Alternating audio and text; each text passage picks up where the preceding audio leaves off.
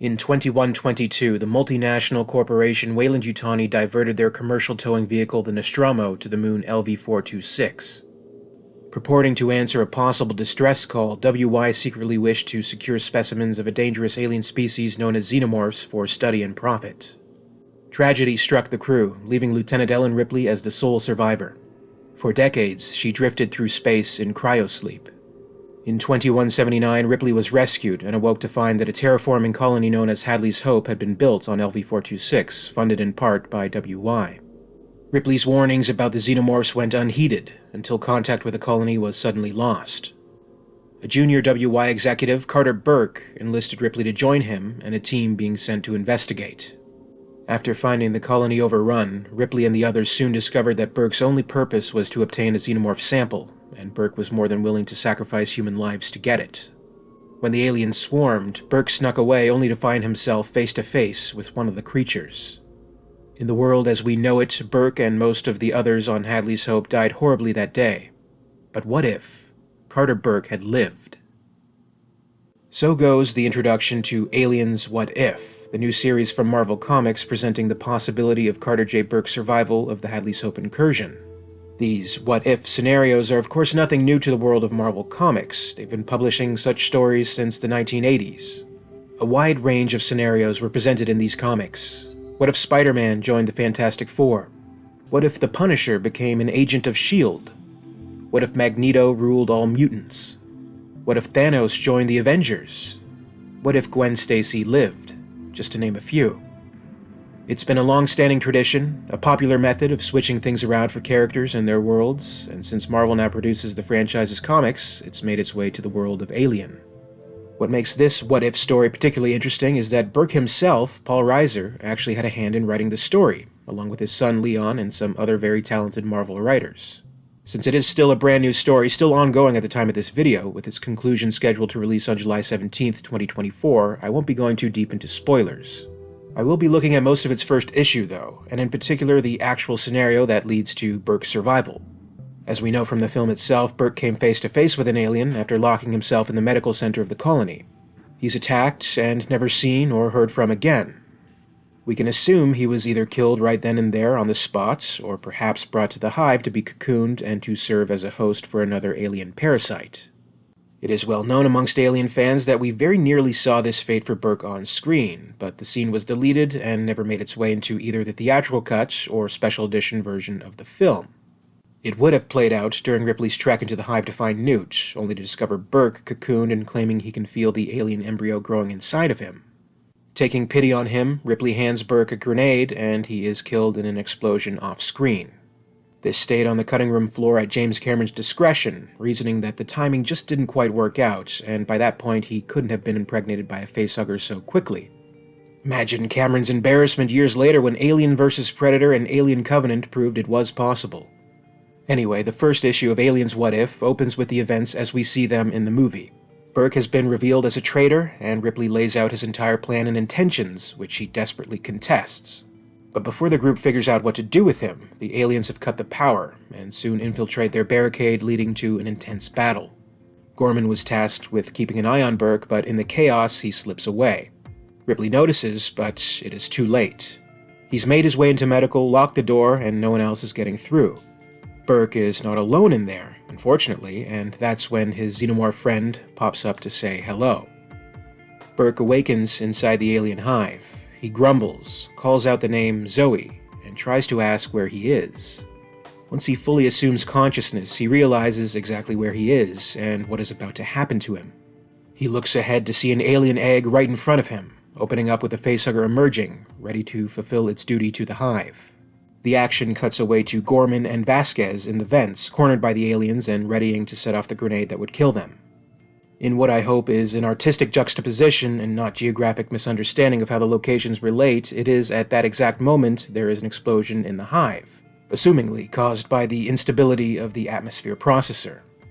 The flames burn furiously through the resin that has affixed Burke to the wall, and Burke found himself free, wandering inside the hive and listening to the countdown to destruction. He sees Ripley entering the hive, on her way to save Newt. Putting two and two together, he realizes the dropship must be nearby. He thinks to himself, I can sneak on board and get off this rock, as he evades Ripley and gets onto the elevator. He reaches the landing platform, and there it is, the dropship. Well aware that others must be on board waiting for Ripley, he sneakily makes his way into the cargo hold, passing by Hicks and Bishop without being seen.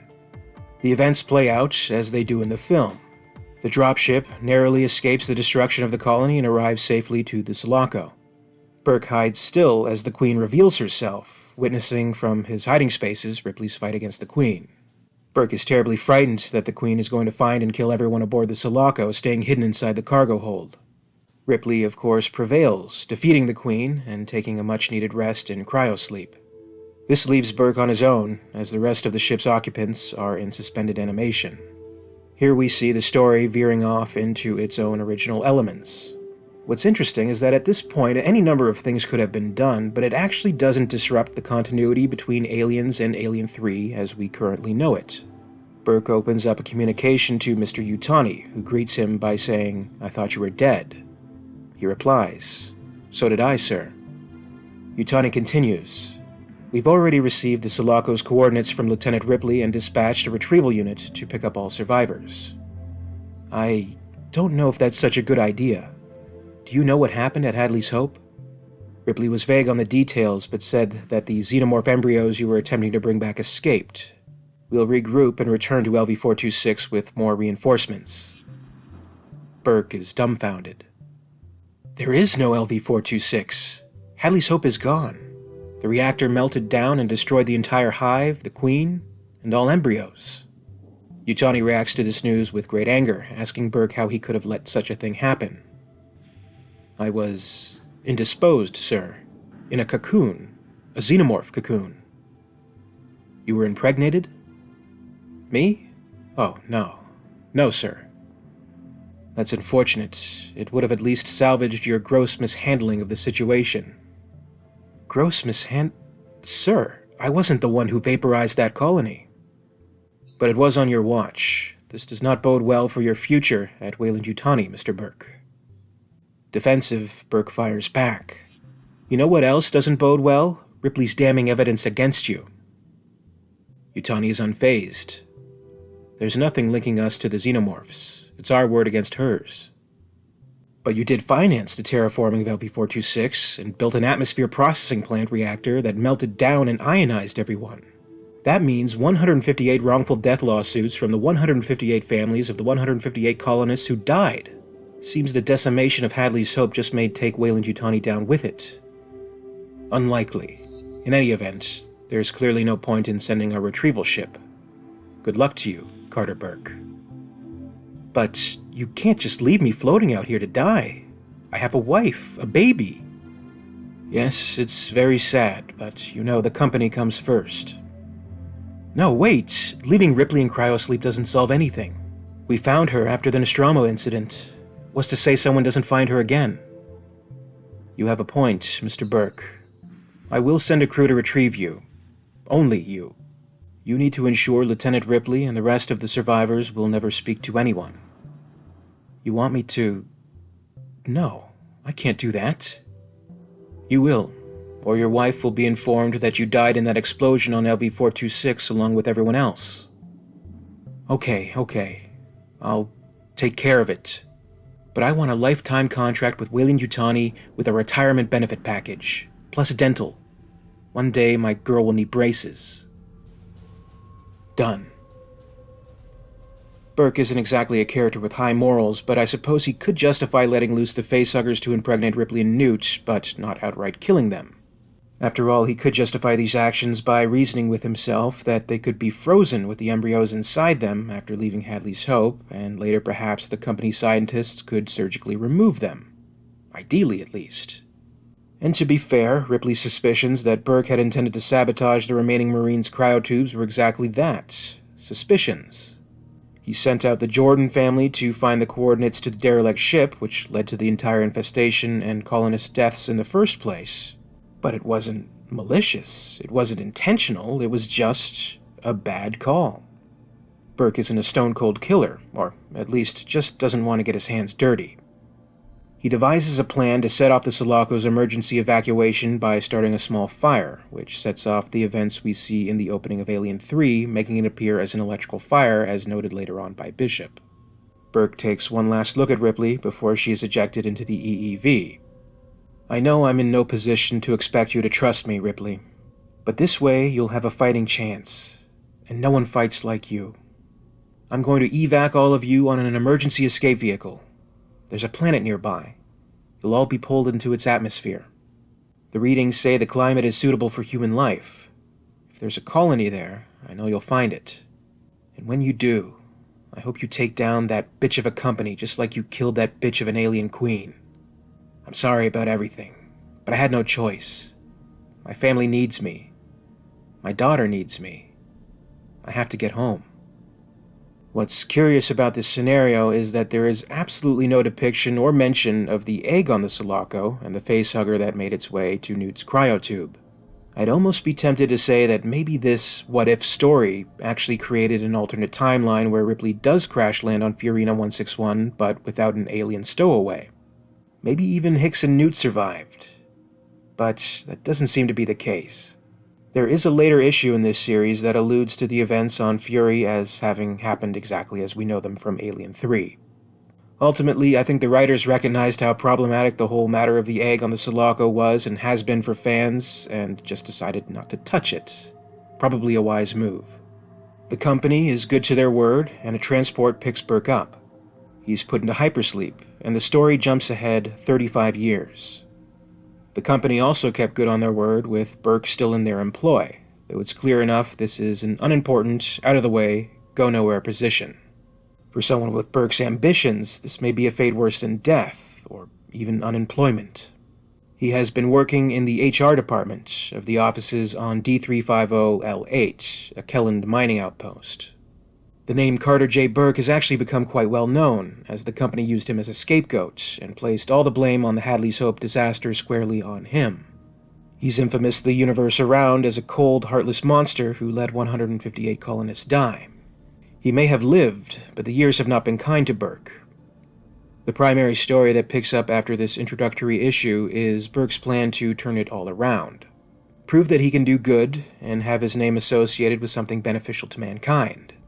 He believes the only way to do this is to once again gain access to xenomorph specimens. Overall, I like the concept. I like that out of all possible what-if scenarios in the Alien universe, this is the one they decided to do, or start with. Maybe there'll be more. And I can't stress enough how much more special this story becomes by having Paul Reiser involved in the writing. You can practically picture him, today, in live action, delivering this dialogue and acting this scenario out. With that comes some very welcome comedic elements. This is not dark and entirely deathly serious. There is levity to the story, and some very funny dialogue, essentially making it a sitcom that involves the classic elements of the Alien series. Maybe that won't appeal to everyone, but since it is this what-if story, and technically not officially consequential to any official overall continuity, I've personally felt more comfortable enjoying it for what it is, and really appreciating the humor mixed with the fantastic science fiction comic book elements. I have to admit I've been a little iffy on some of the newer Marvel Alien comics, but I think this might be the best and the most novel story they've produced so far, and I'm eagerly awaiting the concluding issue. Have you been keeping up with the Aliens What If storyline? Does the humorous side of it appeal to you? Were you hoping for it to be a little darker and maybe for Burke to suffer a little more? Once the story is over, do you think Marvel should continue with the what-if stories for Alien? And what scenarios would you like to see? Let me know what you think in the comments below. As always, I'd like to thank you very much for watching today. Please be sure to leave a like if you enjoyed this video, and be sure to subscribe to the channel to keep up with the latest from Alien Theory. My very special thanks goes out to Brandon James, XenoShadowMorph, and XenoZip, Queen Tiers of the Patreon Hive. Thank you to Gregory Ford and John Griggs, the Hive's Praetorians. A very special thanks to Lady Anne in the Ellen Ripley Tier of Excellence. And a big thank you to Nicholas Butta and Frank, the Alien Theory Weyland-Yutani executives. If you'd like to join the Hive and support the channel, check out my Patreon page for further information. In the meantime, you can follow me on social media. Follow @alien_theory on X, formerly Twitter. Follow @alientheoryyt on Facebook and Instagram for more. And until next time, this is Alien Theory, signing off.